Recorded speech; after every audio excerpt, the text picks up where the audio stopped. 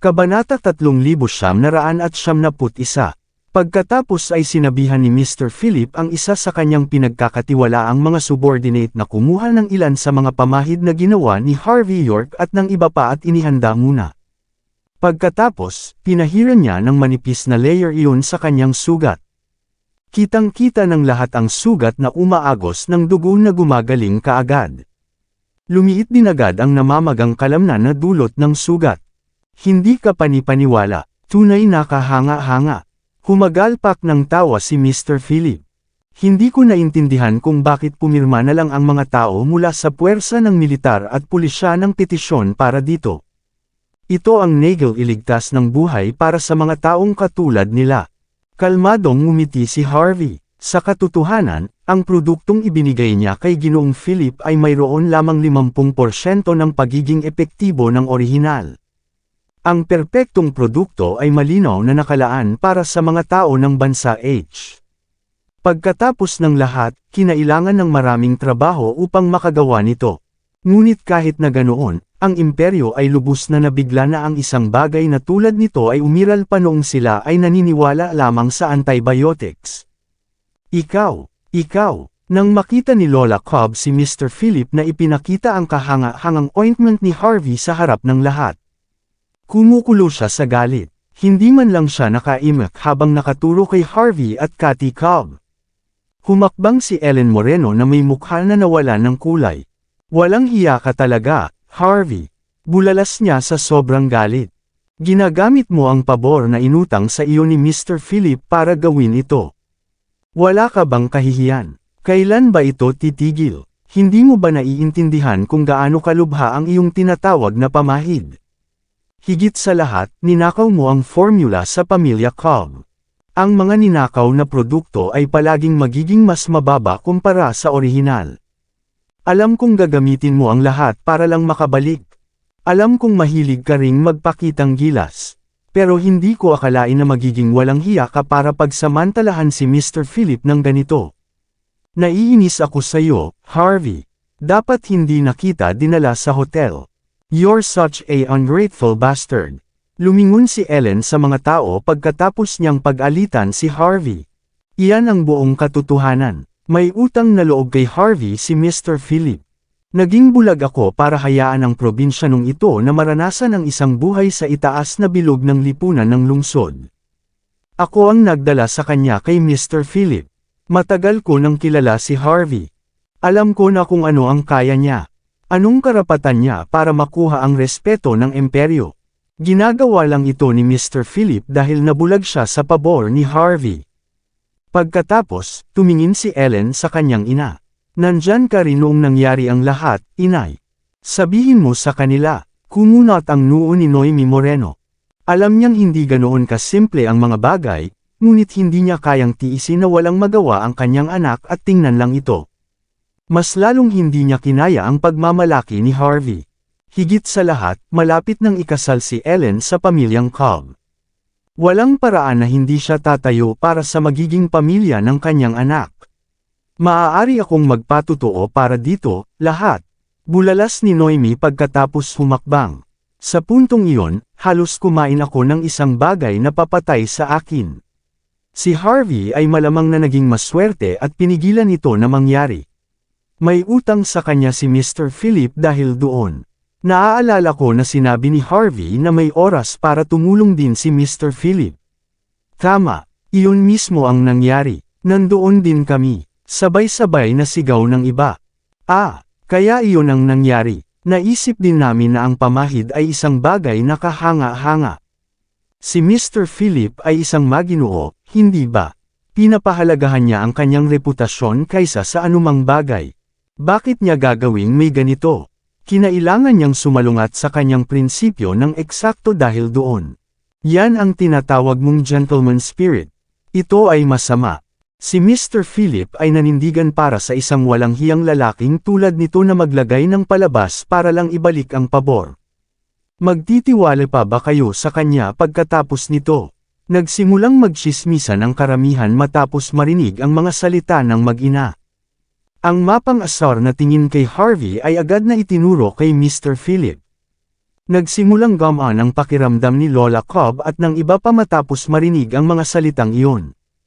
Itinuro pa ni Ellen Moreno si Harvey gamit ang kanyang magandang ilong habang nagpapakita ng mayabang na hitsura na parang layaw na prinsesa.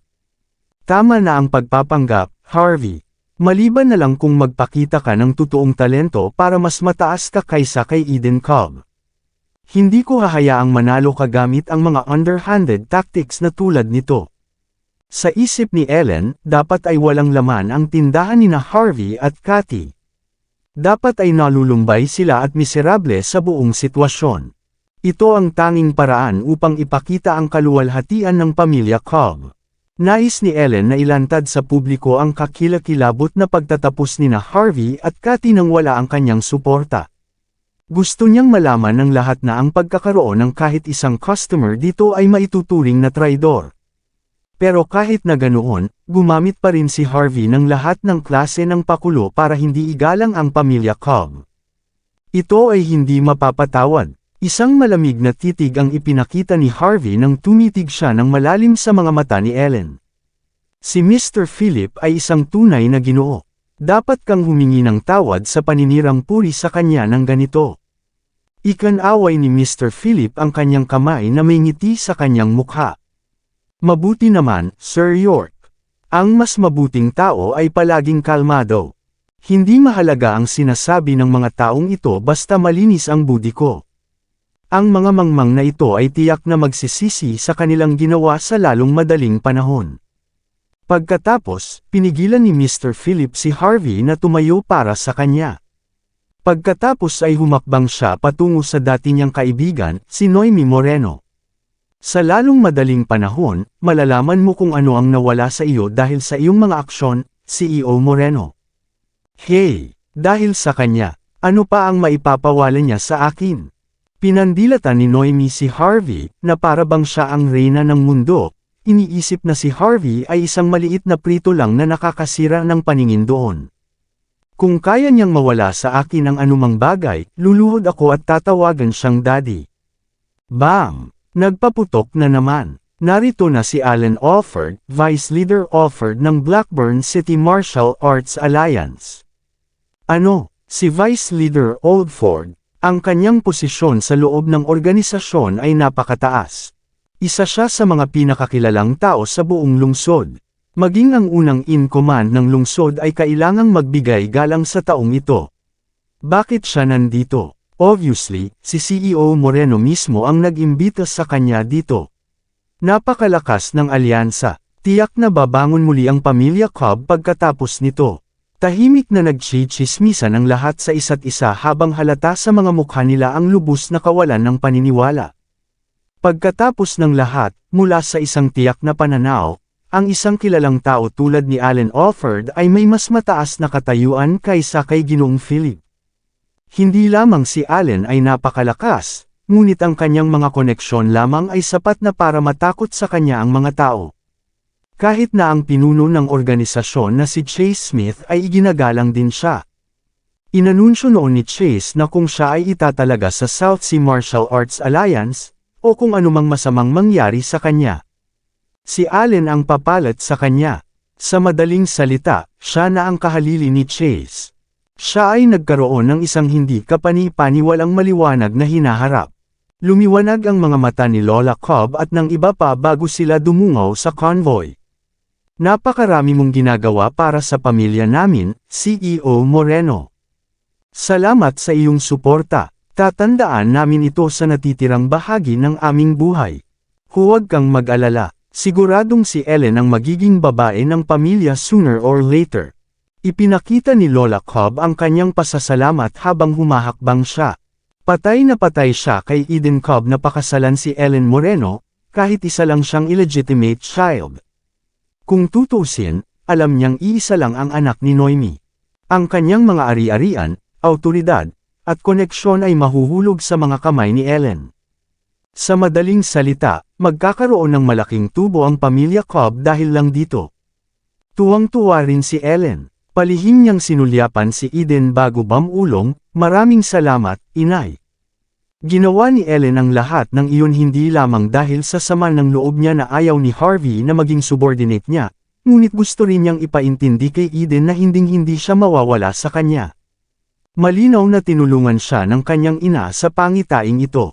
Higit sa lahat, kahit na sinusubukan nilang siraan sina Yvonne Xavier at Ray Hart kanina, nagawa ni Mr. Philip na maibalik ang lahat ng reputasyon ni Harvey sa pamamagitan lamang ng pagpapakita. Ngunit gayunpaman, ang mga tao sa panig ni Harvey ay mga kilalang tao pa rin. Ang paninirang puri ay magpapalakas sa mga tao na magsalita tungkol sa sitwasyon. Kung gusto ng pamilyang Cobb na patunayan ang kanilang halaga, ang pinakamahalagang bagay na kailangan nilang gawin ay ang maging prominenting mga figures sa kanilang panig. At sa lakas, koneksyon, at reputasyon ni Allen sa loob ng lungsod, madali niyang madudurog si Mr. Philip at ang iba pa. Para sa pamilyang Cobb, ang pagdating ni Allen ang tulong na kailangan nila. Tayo ay isang pamilya, Lola Cobb. Ito ay wala. Isang matamis na ngiti ang ipinakita ni Noemi. Ang pamilyang Cobb ay magiging pamilya ng aking anak sa hinaharap. Natural lang na tulungan ka namin. Ngumiti pabalik si Lola Cobb bago kusang tumingin kay Eden. Bahagyang nakaramdam ng hinanakit si Eden, ngunit wala siyang ibang pagpipilian kundi ang pilitin ng isang ngiti sa puntong ito. Tita, hindi nay, aalagaan ko po ng mabuti si Ellen. Huwag kang mag-alala, ibibigay ko sa kanya ang buong mundo. Hindi napigilan ni Ellen na pumulupot sa braso ni Eden na may mapalad na tingin sa kanyang mukha bago inilipat ang kanyang tingin sa kay Harvey. Gusto niyang makita ang gulat sa mukha nito. Gusto niyang makita siyang hindi makapaniwala. Gusto niyang makita itong nagpapanik. Gusto niyang makita itong nagsisisi sa mukha nito na puno ng luha. Pero hindi niya inaasahan na ganoon pa rin kakalmado si Harvey. Tahimik pa siyang nakikipagkwentuhan sa iba sa paligid niya, na parang walang nangyari. Magkahalong naramdaman si Ellen nang makita ang tanawin. Sinulyapan ni Noemi Moreno ang kanyang anak matapos maramdaman ang nakamamatay na titig nito. Mukhang kalmado lang siya, Ellen, paliwanag niya pagkatapos ng mahinang tawa. Pero dapat pinagpapawisan na siya ngayon. I bet the situation's got him dumbfounded. Ang isang maliit na pritong tulad niya ay maaari lamang magpanggap sa puntong ito. Tumango si Eden Cobb na may mahigpit na ekspresyon. Tama iyan. Walang magawa ang mga nagpapanggap na ito kundi magpakitang gilas. Bahagyang gamaan ang pakiramdam ni Ellen Moreno matapos marinig ang mga salitang iyon. Sabi nito, galit na galit pa rin siyang tumitig kay Harvey York, tahimik na umaasa na gamulong siya sa lupa. Sa mismong sandaling ito, isang nasa katanghaliang gulang na lalaki na may pula at mabilog na mukha ang sumulpat na may dalang isang dosenang mga tao na nakapalibot sa kanya. Lola Cobb, CEO Moreno. Hello, binabati kita sa malaking hit ng iyong anibersaryo. Bahagyang tumango ang nasa katanghaliang gulang na lalaki sa harap ni Lola Cobb bilang pagbati, na parabang ang kanyang pagdating ay higit pa sa sapat na upang magbigay galang sa pamilya Cobb. Abalang tao si Vice Leader Oldford. Bumalik siya dito para ipagdiwang ang anibersaryo ng pamilya Cobb habang nagbakasyon siya sa Island Nations. Napangiti si Noemi habang palihim na ipinapakita ang relasyon nila ni Allen. Diretso siyang pumunta dito nang hindi man lang bumibisita sa bahay niya. Sobrang paggalang niya sa atin. Masyado kang mabait, Vice Leader Oldford. Nanginginig sa pananabik si Lola Cobb nang inabot niya ang kamay para makipagkamay kay Allen. Talagang tatandaan ito ng pamilya. May ngiti sa labi si Eden habang humakbang paharap sa hangin ng isang upperclassman. Bigyan mo kaming mga kabataan ng pagkakataong matuto mula sa iyo, Vice Leader Alford. Sabay-sabay tayong uminom ng kaunti. Sabihin mo lang kung may kailangan ka sa amin. Gagawin ng pamilya ang lahat sa aming makakaya para tumulong ng walang pag-aalinlangan. Nagpakita si Eden ng madamdamin at matuwid na tingin, na para bang may magagawa talaga siya. Humagalpak ng tawa si Allen. Mayroon kang magandang kinabukasan, binata. Tapos, sinulyapan niya si Ellen. Ang tagal na, Ellen. Mas lalo kang gumanda simula noong huli kitang makita. Kung sino man sa pamilyang Cobb ang nananamantala sa iyo, ipaalam mo lang sa akin. Tatayo ako para sa iyo anumang oras. Hindi ako mangangahas na gawin iyon kay Ellen, Theo offered. Agad na bulalas ni Eden. Kung gayon, mabuti iyon.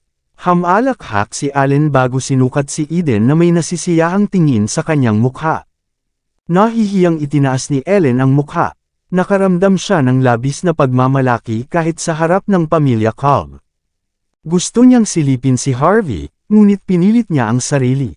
Naniniwala siya na ang isang talunan na tulad niya, ay hindi nararapat sa kanyang atensyon.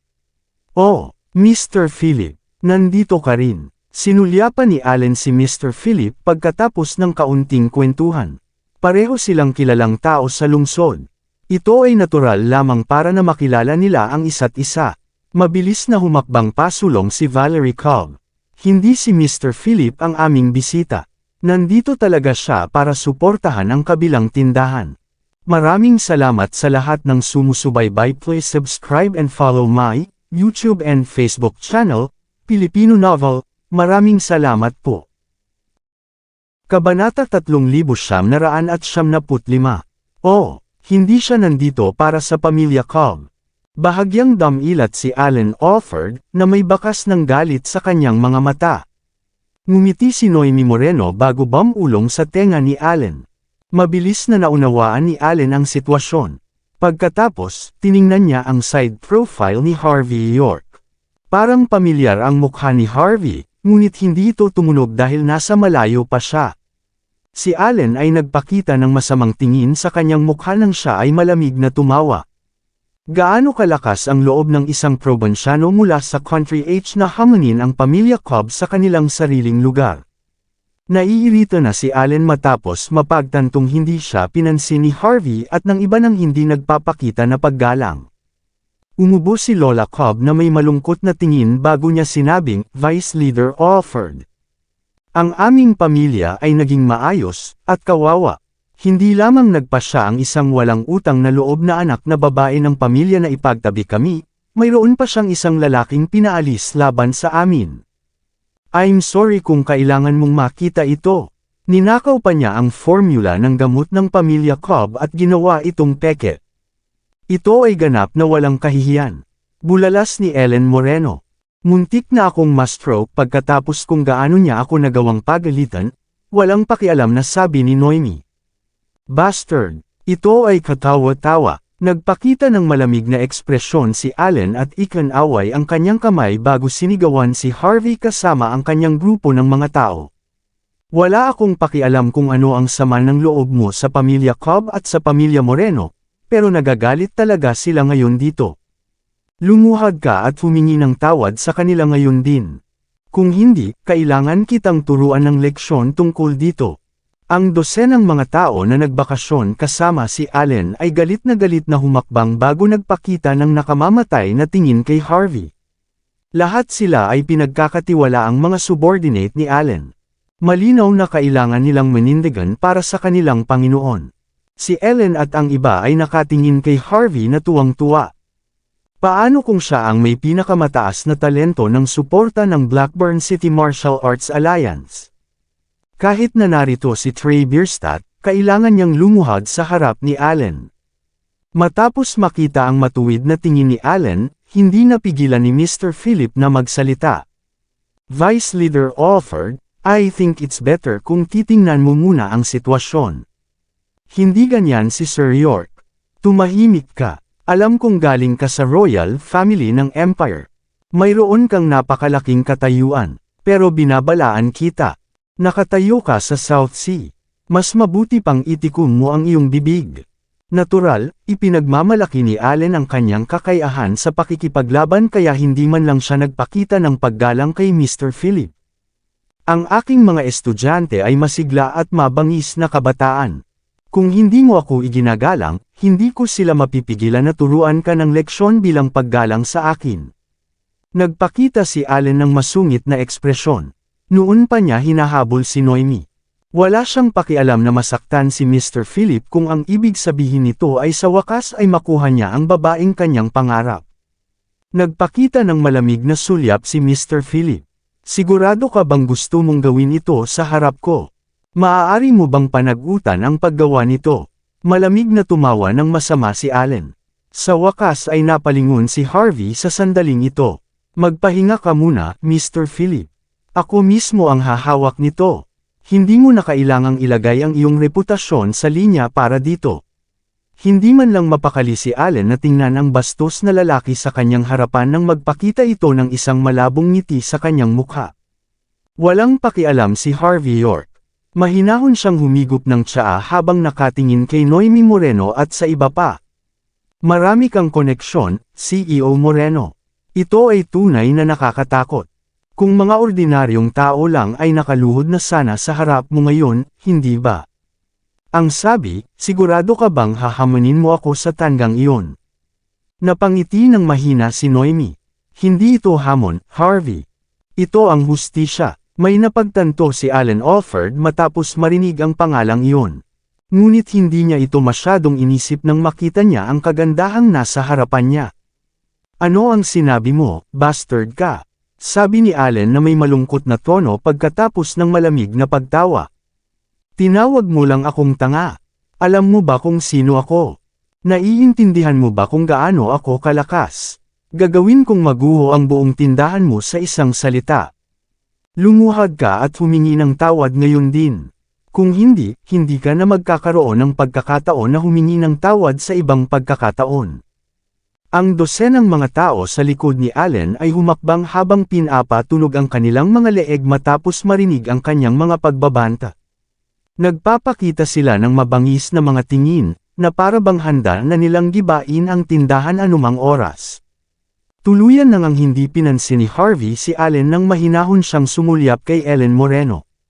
Para sa kapakanan ng pagiging magkaibigan natin, bibigyan kita ng pagkakataong ilibing ang palakol. Mas makakabuti para sa ating dalawa ang ganitong paraan. Napangisi si Ellen bago siya malamig na pinandilatan si Harvey. Gaano ka kawalang hiya? Isa ka lang palaboy ng bansa. Anong karapatan mong bigyan ako ng pagkakataon? Sa tingin mo ikaw ay isang hotshot dahil lamang sa dinala kita sa itaas na panlipunang bilog ng lungsod sa loob ng ilang araw. Kukunin ko si Uncle Alford na pakawalan ka. Ngunit kailangan mong ibigay ang formula ng pamilya Cobb. Depende sa performance mo, baka maalis ka lang sa sitwasyong ito. Tumango si Allen bago nagpakita ng ekspresyon na kasing lamig ng yelo. Tama na ang kwentuhan. Bibigyan kita ng 3 segundo. Lumuhad ka at iabot ang formula. Kung hindi, sisirain ko ang buong tindahan kasama mo. 3, 2, bago pa matapos mag-countdown si Allen, biglang nag-fireworks. Isang Audi A6 ang huminto sa gitna ng kalsada. Isang dosenang tao sa iba't ibang uniforme ang makikita.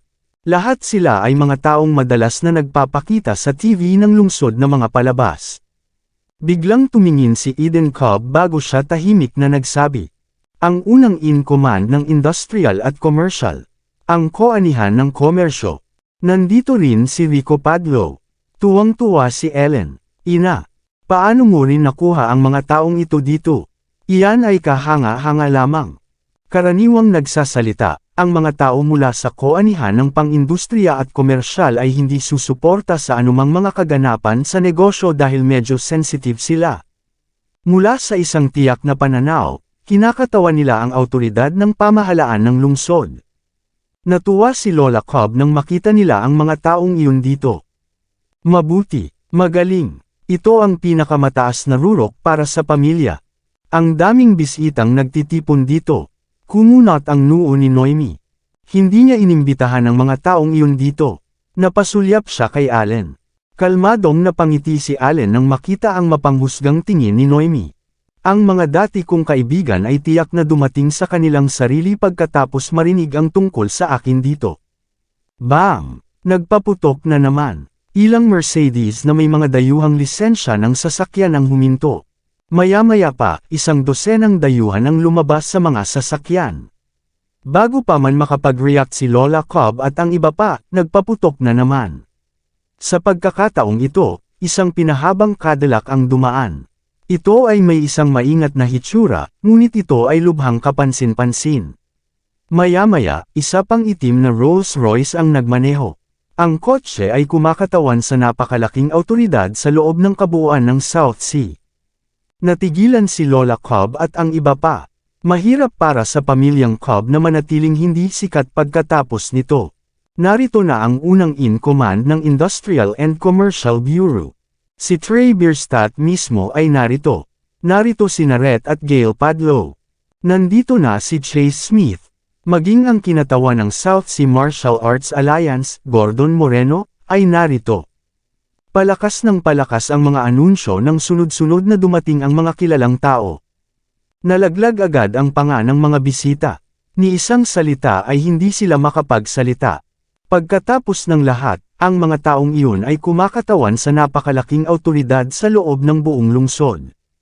Kahit sino sa kanila ay magdudulot ng kaguluhan sa pamamagitan lamang ng pagpapakita. At saka, nakakaloka ang pagdating nilang lahat sa isang maliit na lugar tulad nito. Ang isang tulad ni Noemi Moreno at Allen Alford ay hindi kailanman maihahambing sa mga katulad nila. Maging si Allen ay agad ding umayos ang likod na may paggalang sa mukha matapos marinig ang mga pangalan ng mga kilalang tao. Alam mo kung paano ako bigyan ng sorpresa, Allen. Napakasama. Matapos ang ilang sandali ng katahimikan, tahimik na ipinulupot ni Noemi ang kanyang sarili sa braso ni Allen bago sumandal sa kanya. Dinala kita dito para bigyan ng sorpresa ang pamilya Cobb, bulong niya sa malambing na boses. Pero hindi ko akalain na makukuha mo pa ang kinatawan ng South Sea Martial Arts Alliance para lang sa akin. Excited na tingin ang ipinakita ni Noemi, na para bang handa na niyang ibigay kay Allen ang kanyang katawan. Masyado ka lang mabait sa akin. Naturally, alam niya na maraming awtoridad at koneksyon ang kailangang gamitin para lang makuha ang prominent na figure dito. Ikaw ba ang gumawa ng lahat ng ito, Vice Leader Oldford? Maya-maya ay natauhan si Lola Cobb at ang iba pa. Pagkatapos ay tuwang-tuwa silang tumango upang ipakita ang kanilang pasasalamat. Maraming salamat. Tatandaan namin ito sa natitirang bahagi ng aming buhay. Tuwang-tuwa sina Eden Cobb at Valerie Cobb na malapit na silang lumuhod. Pagkatapos ng lahat, ang pamilya Cobb ay uunlad sa pagbebenta ng gamot. Ang kanilang pinakamalaking customer ay ang mga tao rin mula sa Martial Arts Alliances. Sa suporta ng Blackburn City at South Sea Martial Arts Alliances, ang kanilang negosyo ay tatagal ng hanggang hindi bababa sa ilang dekada. Kahit na nagbebenta sila ng basura, ang mga taong nagsasanay sa martial arts ay bibili pa rin ng kanilang mga produkto para sa tatak. So what if Harvey York and Kathy Cobb have that impressive formula? Ano kayang gagawin pa nila sa mukha ng naturang kagilahil-alas na tanawin sa harap nila? Wala silang pagkakataon. Tuwang-tuwa si Ellen nang tumingin siya kay Allen. Pagkatapos, hinawakan niya ang kamay ni Eden na may nasisiyahang tingin. Nakita mo ba yun, Eden? Ito ay isang tunay na lalaki. Dapat ganyan ka din in the future. Kontrolin ang lahat ng hawak mo. Ito ang kaya ng isang tunay na lalaki. Itinaas ni Eden ang ulo habang naka-cross arms. Huwag kang mag-alala. Dahil ako ang iyong lalaki, gagawin ko ang lahat sa aking makakaya para umunlad ka. Magiging lalaki ako tulad ni Vice Leader Alford. Ngumiti ng malambing si Ellen bago sumagot, I'm sure kaya mo yan. Joke lang sina Harvey at Kathy sa harap mo. Mga basura sila, nakatakda silang maging stepping stones mo. Sa lalong madaling panahon, sila ay malilimutan ng kasaysayan. Ha, humagalpak ng tawa si Allen Alford matapos makita ang gulat ng lahat sa kanilang mga mukha. Hindi nagtagal, magalang siyang naglakad patungo kay Chase Smith at sa iba pa. Nandito ka na, Direktor. Leader, gusto kitang makita dito. Kinatawan Moreno, isang kagalang-galang na panauhin. Maglalasing tayo mamayang gabi. Medyo nagulat din si Allen. Normal pa rin para sa unang in command ng Industrial and Commercial Bureau na magpakita, ngunit sina Gordon Moreno at Chase ay parehong kilalang-kilala. Sa kanilang mga pagkakakilanlan, hindi sila kailanman magpapakita sa naturang kaganapan. Sabi nga, wala nang panahon si Allen para isipin ito. Sapat na ang papuri ni Noemi para siya ay mawalan ng ulirat. Matapang siyang humakbang para ipakita ang pagkakakilala niya sa mga taong iyon. Nagpakita ng kakaibang ekspresyon ang unang in command matapos makita si Allen. Malamig na nanunuya si Gordon habang si Trey ay nagpakita ng matamis na ngiti. Si Chase naman ay humakbang palabas bago ibinaybay ang palad paharap. Sampal. Isang malakas na sampal ang narinig. Nauntog si Allen na halos malaglag sa lupa pagkatapos samandal, na parang gusto niyang kunin ang sampal. Isang matingkad na pulang marka ng palad ang nakita sa kanyang mukha. Natahimik ang lahat, nalaglag lahat ng panganila sa isang iglap. Wala ni isa sa kanila ang nakakaalam kung ano ang ibig sabihin ng tanawin habang sila ay nakatitig sa lubos na hindi makapaniwala. Pati si Allen ay natigilan.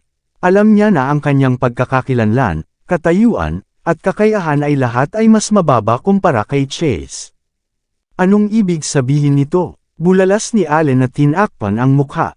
Tinatanong mo ba ako? Malamig na tumawa si Chase bago sinipa si Allen sa lupa. Hindi siya maglakas loob na umiwas sa sipa. Wala siyang choice kundi tiisin ito. Napaungol siya habang nanginginig ang buong katawan niya na halos mag-ubo na ng dugo. Hinawakan ni Allen ang kanyang dibdib na may mapait na ekspresyon sa kanyang mukha. Ano ang sinusubukan mong gawin? Galit ka ba? Oo, galit ako. Isang malamig na tawa ang pinakawalan ni Chase. Hindi kasing galit mo. Ginawa kitang kauna-unahang vice leader ng samahan upang gawin kang namamahala sa pang-araw-araw na gawain, hindi para hayaan kang kumuha ng bentahe sa mga tao sa pangkalahatan. Sino ka sa tingin mo? Ang hari ng Blackburn City. Wala ka sa harap ni Governor York. How dare you even try to challenge him? Narinig ni Chase ang tungkol kay Allen na umaakyat kay Harvey habang papunta siya rito. Agad siyang natakot nang walang kaalam-alam. Kung talagang nagawa ni Allen na masaktan si Harvey, patay na karne si Chase.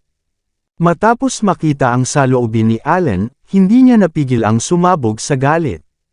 Paulit-ulit niyang hinampas si Allen bago siya muling sinipa ng walang pagsisisi. Si Chase ay isang malaki at mabangis na lalaki. Ang mukha ni Allen ay ganap na namamaga habang siya ay patuloy na umuubo ng dugo pagkatapos ng pagkuha ng magagandang ilang tama. Natarante si Lola Cobb at ang iba pa. Sasalubungin sana nila ang mga kilalang tao ngunit sa sobrang takot ay patuloy silang umatras. Nagulat din si Noemi. Hindi niya maintindihan kung bakit ang kanilang pinakadakilang suporta ay binubugbog na parang asong namamatay. Sabi nga niya, alam niyang hindi niya mapipigilan itong mangyari. Napakataas ng pagkakakilanlan ni Chase. Isa rin siyang sobrang moody na tao. Sasampalan siya kaagad kung magsalita man lang siya ng kahit isang salita.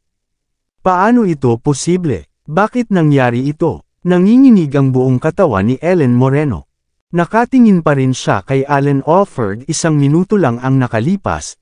Umaasa na si Eden Cobb ay magiging ganoong lalaki. Ngunit makalipas ang 1 minuto, nakahiga na si Allen sa lupa habang itinapon sa paligid na parang punching bag. Hindi matanggap ni Ellen ang katotohanan iyon. Pati si Eden ay kinilig ng tuluyang nawala ng kulay ang mukha niya. Pakiramdam niya ay may kung anong gumuho sa kanyang puso dahil dito sa napaka-ikling sandali. Okay, Leader Smith. Masama ang pagbuhos ng dugo sa araw ng pagbubukas. Sakto kasing namamaga ang mukha ni Allen na parang baboy, isang mahinahon na boses ang maririnig nang hindi man lang siya manggahas magsalita sa kanyang sarili. Hindi mahalaga kung namatay si Allen o hindi. Ngunit ang pagkamatay ng isang tao ay tiyak na makakaapekto sa negosyo ni Harvey. Si Ellen at ang iba ay likas na lumingon bago nagpakita ng mapaglarong ngiti nang makita nilang si Harvey ang isa na nagsalita. Sino ka sa tingin mo? Wala ka sa harap ni Leader Smith, ikaw. Natahimik si Eden bago pa man niya matapos ang kanyang pangungusap. Ang patuloy na pagsigaw ng sakit ay biglang napatigil. Agad na binitawan ng mataas at makapangyarihang si Chase Smith si Allen. Pagkatapos, lumakad siya ng ilang hakbang bago magalang na yumuko. Humihingi ako ng paumanhin sa pagiging walang ingat, Sir York. Masyado akong naging maluwag sa lalaking iyon. Huwag kang mag-alala. Bibigyan kita ng pahayag na ikalulugod mo. Nagulat ang lahat nang makita nila kung ano ang naging reaksyon ni Chase. Walang makapaniwala sa tanawing nangyayari sa harapan nila. Ano? Naningkit ang mga mata ni Lola Cobb. Ni hindi niya alam kung ano ang sasabihin sa sandaling ito. Anong nangyayari dito? Natigilan si Eden. Harvey, ikaw. Ikaw. Natigilan si Ellen. Hindi niya alam kung paano magre-react sa sitwasyon noon. Ang kausap ni Harvey ay si Chase Smith mismo. Hindi lamang siya ang pinuno ng Blackburn City Martial Arts Alliance, ngunit siya rin ang nangungunang eksperto sa kabuuan ng lungsod. Ang mga taong ganyan ay naniniwala lang sa sarili nilang dalawang kamao. Sa suporta ng South Sea Martial Arts Alliance, palagi siyang nangingibabaw.